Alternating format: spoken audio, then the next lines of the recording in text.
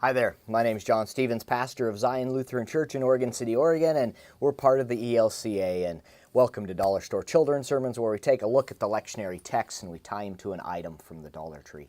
This is for the narrative lectionary, and we're looking at the call of David out of 1 Samuel. And the direction I'm going in this is probably very similar to many others, and but it just makes sense in this text, and that is, don't judge a book by its cover. That's the theme and the direction I'm going, that sometimes we look at ourselves and we go, how can God use me? Because does God really know me? I mean, have you seen me?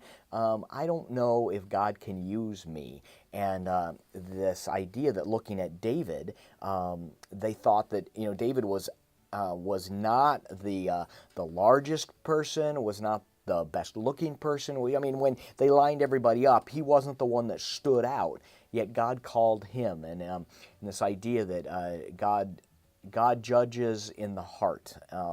And not on the outward appearance. So this idea of don't judge a book by its cover. So a couple of directions that we might go with an object. And one is, I've got this coloring book, and it is a coloring book, and it's the size of a magazine. So either going to your own collection of magazines or going to the store and getting a magazine and putting a very technical cover on top of this, and this idea that saying, you know what, we're going to read from, whatever, Scientific Americana, whatever, and then the idea, and then you open it up, and it's a book about colors, and something that perhaps to the kids didn't look interesting, but is. Or getting a box of, I don't know,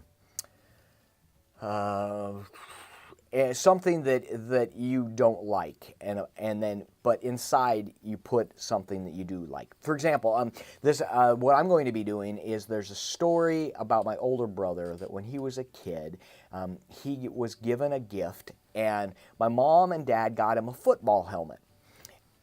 But they wrapped the football helmet, not even thinking about it, but wrapped the football helmet in a diaper box because that was the box they had that would fit.